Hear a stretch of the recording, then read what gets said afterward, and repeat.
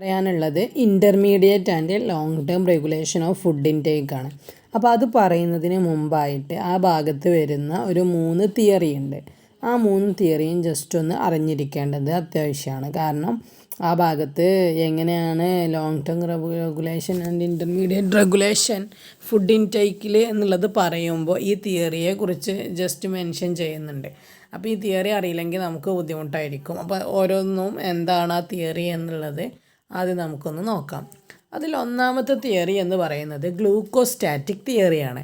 Okay, ഈ ഗ്ലൂക്കോസ്റ്റാറ്റിക് theory നമ്മുടെ 20ാമത്തെ സെഞ്ച്വറിയുടെ ആദ്യ കാലഘട്ടത്തിൽ അതിൽ ഒരു ബ്ലഡ് ഗ്ലൂക്കോസും അതേപോലെ ഫുഡ് ഇൻടേക്കും തമ്മിലുള്ളൊരു ലിങ്കാണ് ഈ ഒരു തിയറിയിൽ വരുന്നത്. ബ്ലഡിലെ ഗ്ലൂക്കോസിൻ്റെ ലെവൽ അല്ലെങ്കിൽ ബ്ലഡിലെ ഗ്ലൂക്കോസും അതേപോലെ ഫുഡ് ഇൻടേക്കും ഇത് ആണ് ഗ്ലൂക്കോസ്റ്റാറ്റിക് തിയറിയിലേക്ക് ലീഡ് ചെയ്യുന്നത്.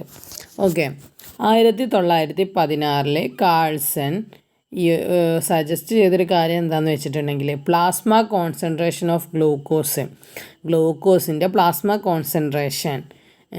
കോൺസെൻട്രേഷനിൽ ഗ്ലൂക്കോസ് എന്തായുണ്ട്, ആ ഒരു കോൺസെൻട്രേഷൻ നമ്മുടെ ഫുഡ് ഇൻടേക്ക് മീലിൻ്റെ ഇനീഷ്യേഷൻ്റെയും മീലിൻ്റെ ടെർമിനേഷൻ്റെയും സിഗ്നലായിട്ട് ആക്ട് ചെയ്യുന്നുണ്ട്, സെർവ് ചെയ്യുന്നുണ്ട് എന്ന്. നമ്മളൊരു ഫുഡ് എടുക്കുന്നത് ഇതിൻ്റെ ആ ഒരു സ്റ്റാർട്ടിങ് ഇനീഷ്യേഷനും അതേപോലെ അത് നമ്മൾ കഴിച്ചത് നിർത്തുന്ന ആ ഒരു ടെർമിനേഷനിലും ഒരു ആക്ട് ചെയ്യുന്നത് നമ്മുടെ പ്ലാസ്മ കോൺസെൻട്രേഷൻ ഓഫ് ഗ്ലൂക്കോസ് ആണ് എന്ന് 1916 കാൾസൺ കണ്ടെത്തിയിട്ടുണ്ട്. ഈ ഒരു തിയറി പ്രപ്പോസ് ചെയ്യുന്നത് എന്താണെന്ന് വെച്ചിട്ടുണ്ടെങ്കിൽ പ്ലാസ്മയിലെ ഗ്ലൂക്കോസ് കോൺസെൻട്രേഷൻ റൈസ് ചെയ്യുകയാണ് എന്നുണ്ടെങ്കിൽ നമ്മുടെ മീലിലെ ഭക്ഷണത്തിന് ശേഷം അല്ലെങ്കിൽ ആ ഒരു ഭക്ഷണത്തിന് കോൺസെൻട്രേഷൻ ആഫ്റ്റർ എ മീൽ ഭക്ഷണത്തിന് ശേഷം പ്ലാസ്മയിലെ ഗ്ലൂക്കോസിൻ്റെ റൈസ് ഉണ്ടാവുകയാണ് എന്നുണ്ടെങ്കിൽ നമ്മുടെ ഗ്ലൂക്കോ റിസപ്റ്റേഴ്സ് ഹൈപ്പോതലാമസിൽ വരുന്ന ഗ്ലൂക്കോസിനെ റിസീവ് ചെയ്യുന്ന ഗ്ലൂക്കോ റിസപ്റ്റേഴ്സ് സെൻസ് ചെയ്തിട്ട് അത് മീൽ ടെർമിനേഷന് വേണ്ടിയിട്ടുള്ള സിഗ്നൽ കൊടുക്കും. അതായത് നമ്മൾ പ്ലാസ്മയിൽ ഗ്ലൂക്കോസ് ഗ്ലൂക്കോസിൻ്റെ കോൺസെൻട്രേഷൻ ഇൻക്രീസ് ചെയ്തിട്ടുണ്ട്, ഇനി ഗ്ലൂക്കോസിൻ്റെ അളവ് വേണ്ട, അതുകൊണ്ട് തന്നെ ഭക്ഷണം കഴിക്കുന്നത് നിർത്തണം എന്നുള്ളൊരു സിഗ്നൽ കൊടുക്കുന്നുണ്ട്. അപ്പോൾ ഗ്ലൂക്കോസിൻ്റെ അളവ് എങ്ങനെയാണ് കൺട്രോൾ ചെയ്യുന്നത് എന്ന് നിങ്ങൾക്ക് മനസ്സിലായിട്ടുണ്ടാവും. ഇനി അടുത്തത് അമിനോസ്റ്റാറ്റിക് തിയറിയാണ്.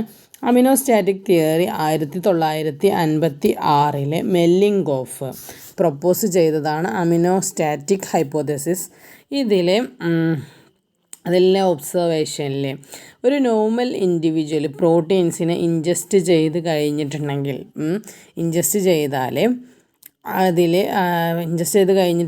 വിശപ്പ് ഡിമിനിഷ് ചെയ്യും, വിശപ്പ് കുറയുകയും ചെയ്യും, അതേപോലെ serum amino acid concentration rise ചെയ്യുകയും ചെയ്യും. അതായത് അമിനോ ആസിഡ് കോൺസെൻട്രേഷൻ കൂടുകയും ചെയ്യും, വിശപ്പ് കുറയുകയും ചെയ്യും. നമ്മൾ പ്രോട്ടീൻസിനെ കഴിച്ചിട്ടുണ്ടെന്നുണ്ടെങ്കിൽ അവിടെ അമിനോ ആസിഡിൻ്റെ കോൺസെൻട്രേഷൻ കൂടും, അതേപോലെ തന്നെ വിശപ്പ് കുറയുകയും ചെയ്യും എന്നാണ്. അല്ലാതെ തിരിച്ചും